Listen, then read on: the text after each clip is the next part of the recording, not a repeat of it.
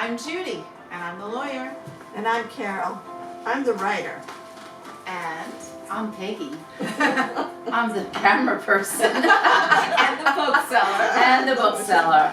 And we are The Wildflowers. Yes, and we're going to be discussing different topics over this time. This is our second podcast, sort of. We've had a few trial runs. But so please bear with us. We're having fun doing it, so hopefully you're having fun watching us. So each podcast, we're going to be introducing, one of us is going to be introducing wine. Tonight's my turn to introduce the wine. And then we're going to be drinking the wine. And then one of us is going to be sharing a book, which is Peggy. She'll be sharing this for today. And then we've got a big topic that Judy's going to pull out of the air. Oh, I don't think she's going to pull out of the air, but we're going to be talking about Out of my bathroom. Yes, out of her bathroom, literally. Yes. So the wine that I am sharing tonight is Chateau Brendo. It's a Bordeaux, a lot of O's, and it's from France. How much? And it's $13 a bottle. Oh, all right. Yeah, so that's not too bad. No. And it's a full-bodied, rich wine, and it has a long finish, whatever that means. So let's taste That's it. intriguing. Yes, we like long finish. I think she has the dirty mind. I don't know. Well, I don't know what I you think know. Well, to the Wildflowers. To the and Wildflowers. Let's see what Cheers. they think of the wine I picked. Okay.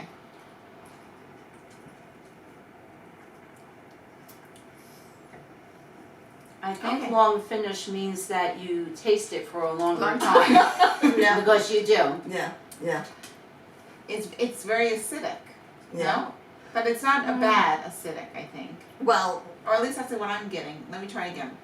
we're gonna keep trying till we get this right. It's dry. And I love It's dry very, wine. Yes, I'm it's not very surprised. dry. It's dry. It's very dry. It's not bad. It's not bad. Yeah. I would drink it. It's not I know. There we go. It's not bad. So again. No, it's good. I mean, it's drinkable, that's for sure.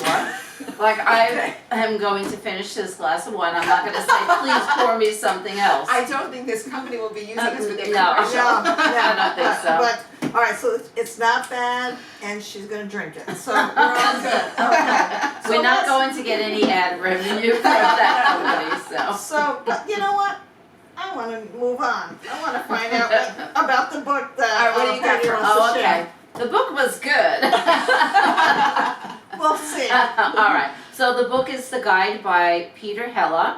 It is actually a sequel to The River by Peter Heller, but I did not know that when I was reading the book, so I never read The River. So I can guarantee that this book stands alone. You don't have to read The River first.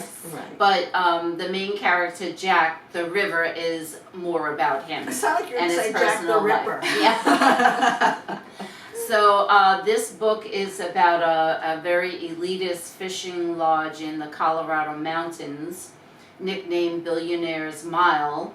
It has some of the most pristine trout waters in the world, so they claim.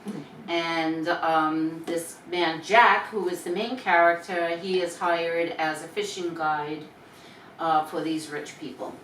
And he gets assigned to this woman named Allison, and they soon discover that there's something very fishy going on at the fishing lodge. This is a thriller, it's a mystery, and it's mildly dystopian.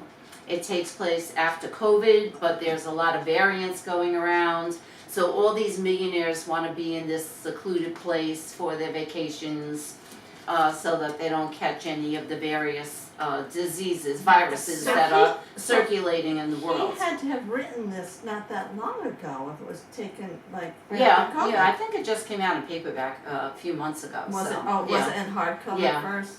I don't know. I don't know. I'm sorry. Probably not. Are there any because- similarities? Because when you see millionaires and resorts, I'm thinking Mar-a-Lago. Mhm. You know, is no, it written not like real. that? But there's all these rich people, you know, who are spoiled, and they're there for a reason.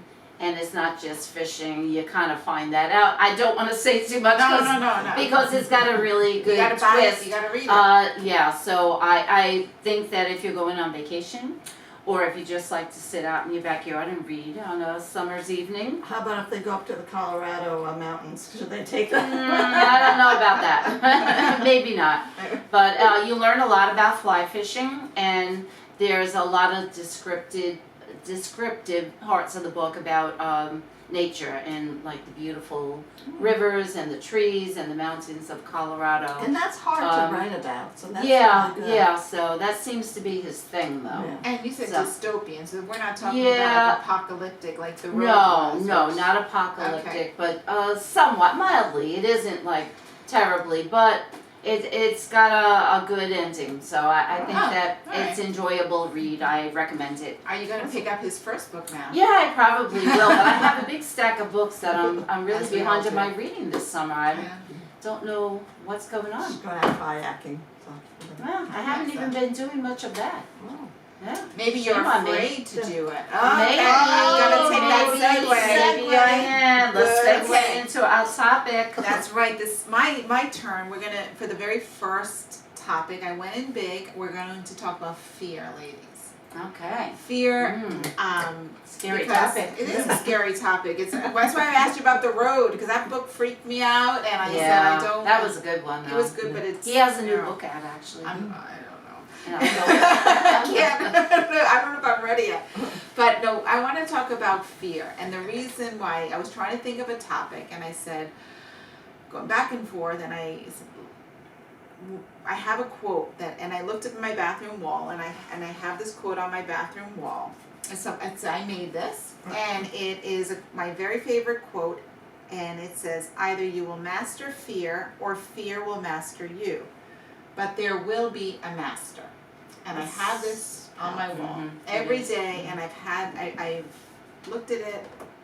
It's kind of like the motto of my life, and I read that quote years ago when I was still working at Borders. Mhm. When I was introduced to an author and his books, it was called Black Wolf Jones, The Healing Drum. This is his second book. He's got another book as well. He's of Ojibwe Native American culture. He's a recovering alcoholic, a psychotherapist now, healer, and an author. And this book is well thumbed through, as you can probably see. But this was one of my favorites that I have, and it's really shaped my life. It's helped me to recognize fear and to realize that there needs to be some action, either or inaction. But if I choose to not act, then I'm agreeing to let that fear master me. And I think the use of the word master is why it's so brilliant and why it has still resonated with me. Because as you know,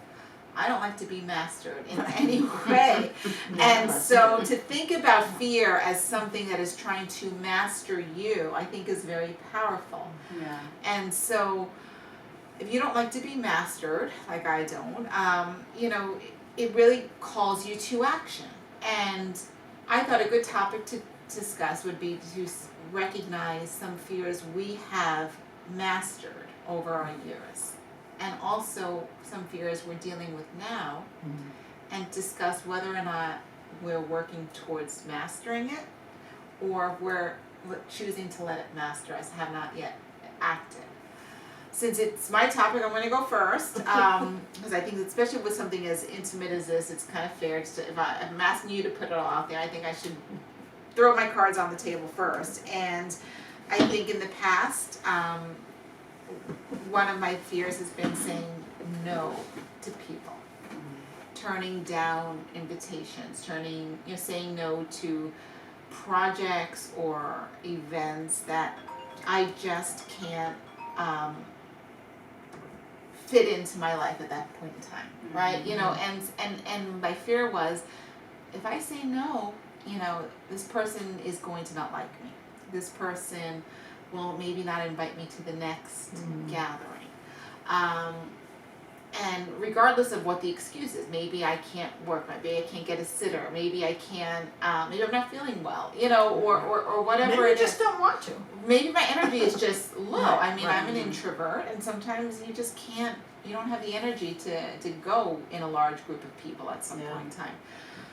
But whatever it was hard for me to do that. And I always thought about this quote, and I can say to this day I've mastered it. I have no problem now telling people no.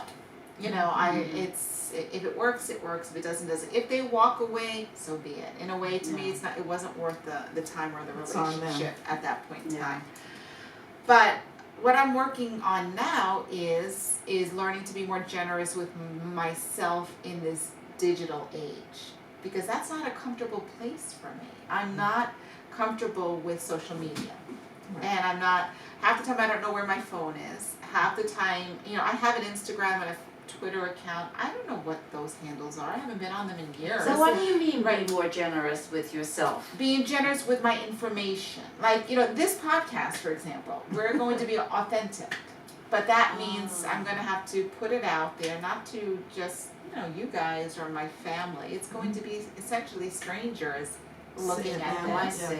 Right. And do I want that? So just being a more open person. Right. in Well, this let me age. go on the record and Yeah. say it was her idea.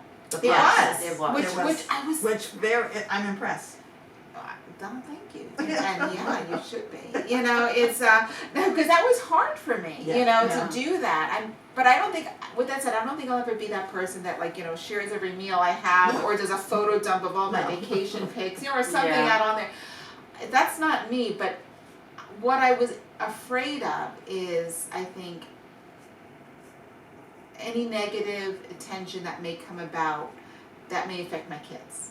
You know, maybe somebody who doesn't agree with me politically, or the way something I say on here could affect how they treat my kids, or maybe not let their kids play with my kids, or vice versa. That part would affect me, and in some way I think it has already affected and happened, but then I step back and I realize it's already happened. Yeah. And what's the worst that happens? Right. Right? So I'm working on that. I haven't conquered it completely yet, but I'm working. But I want to hear now, Well, you know. if it's affecting your kids, Right. that's a, Right. you know, you'll Yeah. That's carry that with us. It's That something, we- right, we can, but it's something we have to work on, right? Right. Yeah. But what have you conquered, Peg? You know, and what are you working on? Well, I'm the type of person who internalizes everything before I could actually talk about it. So if something is worrying me or bothering me, I get a little withdrawn, a lot withdrawn about it. I don't talk about it for a while. I have to dwell on it a bit and think it through. And then when I'm comfortable, then I could come out and talk to people about what my worry is, or what I'm afraid of, what I think might happen. Well, do you feel But- like when you do finally eventually share it, it's a weight off? Oh of my it? goodness, it is. Yeah, I feel yeah. so much better. Yeah. It's a sense of relief. Oh, now I can talk about this. Verbalize it. You know, I don't cry, and No, you don't. that's. She doesn't. I mean, I don't even know why I don't cry. It isn't because I don't have those feelings. Right, right. I have all the emotional baggage in here, certainly, but for some reason, the physical act of crying very rarely happens to me. And I think when it does happen, I cut it short right away, Wow. and I don't know why. So, but my fear is common among, I think, people our age, Carol's and mine, not so much Judy. But, you know, your fear is that people that you love will die before you do, and I do think about that. Not so much about my kids. I feel confident that they're healthy and that they will outlast me. But pretty much with my siblings and my friends who are my age, I do think about that. I don't dwell on it, but I do worry that you know, what would I do if one of my siblings died? And I've already lost two siblings in my life. But I'm very close with my siblings who live here on Long Island. We talk to each other nearly every day. We go on vacations together. You know, we do a lot of things together, and with my friends too. So that is something that I fear, and I realize that's an unreasonable fear because I don't have the control over it. But is it something you're working on, you think, or you mastering, or you're just letting it be? Well, I don't let it overcome me. Okay. I have to say, but it is something that I do every once in a while. Like in the morning when I wake up, I usually stay in bed for a little while the coffee is brewing, and thoughts pop into my head. And when that does, I said, "Oh, I hope that never happens to me," because I couldn't deal with it. It's scary. But Would you it say is. that? I do say that. Ooh, it's a little bit scary. Yeah. But and then my fear that I can control, which I don't, is my fear of cold calling. When you asked me to do that for your business, Carol, I actually had to finally call her and say, I can't call people I don't know and ask them to do something for me. I would pick up the phone and hold it for so long, so I just dial the number, you know what you have to say. Well, then when you were asking them to do something for you, were promoting a book, and you just, I know. I'm not good at that. Right. I never overcame it. I probably never will. I don't even want to. But that's why. But I did overcome it once when I was in 1992, when I wanted to apply for the job in Borders in Levittown. Yep. You don't know how many times I picked up my phone and said, just call the number and tell them that you're interested in the job.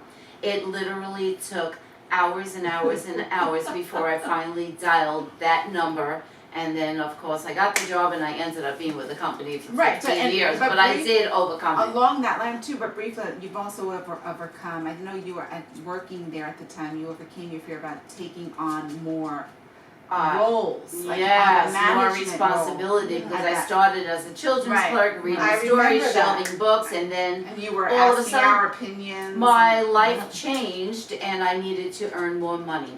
And I was very insecure about taking on the additional responsibility of a management position, and it was, friends like you guys and another friend, Bill, who convinced me that I did have the skills. I was so afraid that I didn't have the skills to do it and I would screw it up, but I didn't. But one thing, you have to remind yourself, you don't know what you don't know, and you'll learn it when you need to know it. Exactly. And you've told people that. Right, I know. I learned the hard way, right. so I try not to doubt myself so much, but Right. in the beginning when you're trying something new, you're saying, oh God, what am I doing? Yeah. So, how about you? What about me? Tell me a fear, tell us a fear, tell them a fear that you conquered.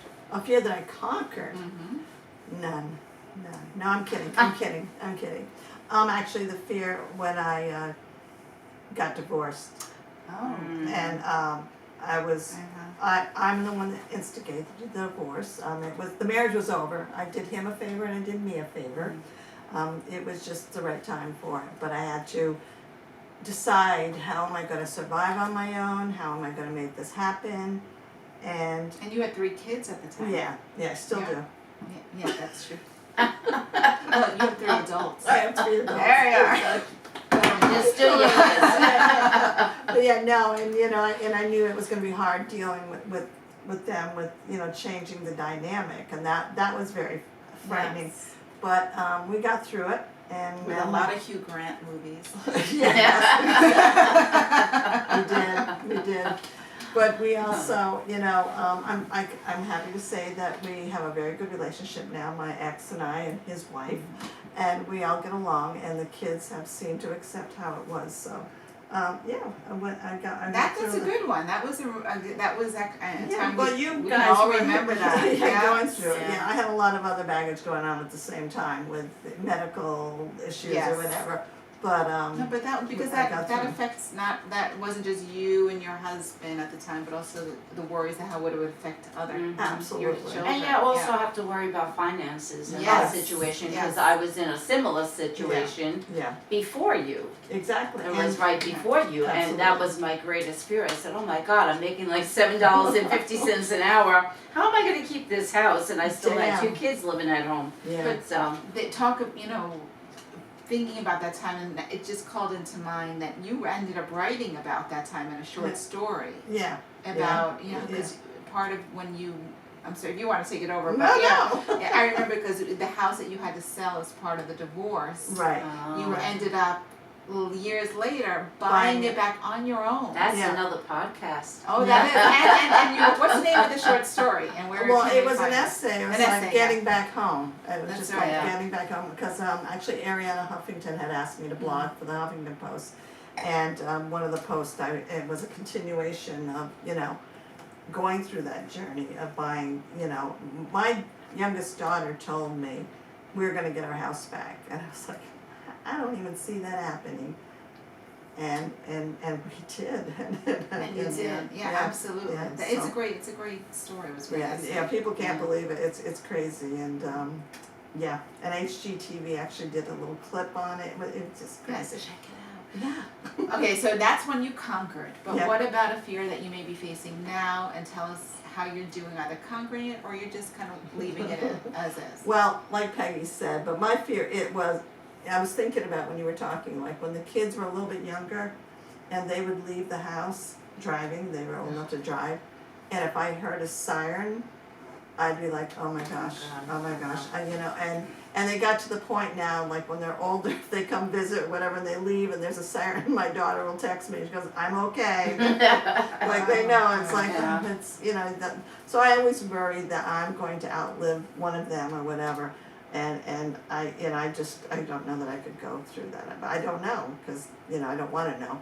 And also another thing is that I don't want it to be an issue where down the road they have to take care of me. I don't want to have to be taken care of. I don't want to be a burden Right. in their lives, and that's a running joke because I always tell them I'm going to end it before they have to do it, and they yell at me. But As it they does should, cross my as they mind. should. But a lot of those are things you can't control. And what I'm curious about, because, we all have children. And Right. did you worry about your kids more when they were, like, adults, like, or teenager adults now, or when they were younger? Mine are 13. And from, like, younger stage or older, or was it all the same? Oh, good question. That is a good question. Of course, I worried about them, particularly when they became teenagers, when they weren't under my control anymore, and they were out there with their friends, and I had to let them do that. But my kids were I have 2 daughters, and they were good. I mean, I found out later on the things that they did that I So should did have been I. worried about if I had known about them. But I worry now because if they're traveling, like Jessica and Peter and the kids, like every year they drive to the Keys, and they do it all. They take turns From New driving York to- all the way through. From New York And to- I am always waiting for that text that they got there, or what their progress is, because I always think, oh my God, that's like most of my family in that car. And the same with Samantha and Aaron when they drive back and forth from Virginia to visit. I worry about that constantly, that something will Yeah. happen to them. So Yeah, What about but you? I can control. What part? Like When what age? When did you worry about them more then, when they were younger, or is it when you get just starting It's out? sort of Is an it even type thing because I think that there's sometimes I didn't worry enough. Seriously, there are times that when they went to college, it's like, what was wrong with me? I was so involved in so Well, many. you're going through. Yeah, I was going through a lot, but I'm like, like I didn't send a lot of care packages. I didn't. I wasn't as motherly as I should have been, and that I regret that. Like that I didn't Where do did you that. get that from? From No, them or from no. you, or did they care? Well, Corey says something every once in a while, like, "Oh yeah, my friends would get a care package, Mom," and I'm like, "But I liked my privacy respected as a teenager. I didn't want my parents prying into my life, and so I was respecting their privacy." And that's a good excuse. That sounds I think as parents you look back and you say, boy, I could have done that better. yeah, right. I could have been a better mom. Yeah. Yeah. I could have handled it better, and I think, we're pretty hard on ourselves. Well, that's and it, and at the same time, you had a lot going on too, Yeah, and you have yeah. to give yourself that acknowledgement that we all make mistakes as Right. as people, Right. as friends, as parents too, especially, Yeah. and give yourself that space to recognize I'm it. gonna give myself Yeah. that space. Yes, absolutely. You gotta face that, you know. But what I want to know is what people have. You stay. What people are you leaving? Don't you go anywhere. It's It's totally fine. We still got some time. But what I want to know from our viewers, all three of you. No, I don't. I'm kidding. Let us know Who about are your they? fears. Yeah. Who Oh, are that's they? fun. I'd love to know that. Yeah. So that's we a great have. idea. We don't have a website yet. We're still. That's But we have a Facebook page. absolutely. Yeah, It's we called Wildflowers, and please look for us there and comment on it. And we also on our YouTube channel. If you look for Wildflowers, it'll be on I the can't YouTube believe we have channel. a YouTube We channel. do have a Wow, YouTube really? channel. I know. And what else? Oh, I think it's going to be your turn to do the topic next time. It is. What are you and talking I'm afraid. I really am. But the topic's going to be mindfulness Oh. because it's something that I just need to learn about and practice because I'm all over the place all the time. That's a good one. And I think I'm not alone in that. You know, No, there's 'cause- so much going on in our lives, Yeah. and we get so much coming from the outside of our lives. We get bombarded, Yeah. and I think that mindfulness is something I really need. Yeah, So- and I'm right there with you because I have a hard time just meditating. Yeah.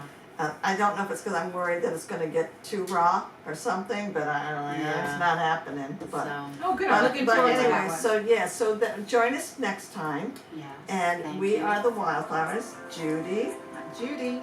she's the lawyer. I'm the lawyer. Peggy is the bookseller. Carol is the writer. So thank you so much. And Thank you. Bye. Bye, everyone. Bye. Peggy's gonna go turn the camera off. She's a camera person now. That went pretty good. I think Yeah. so. Take two.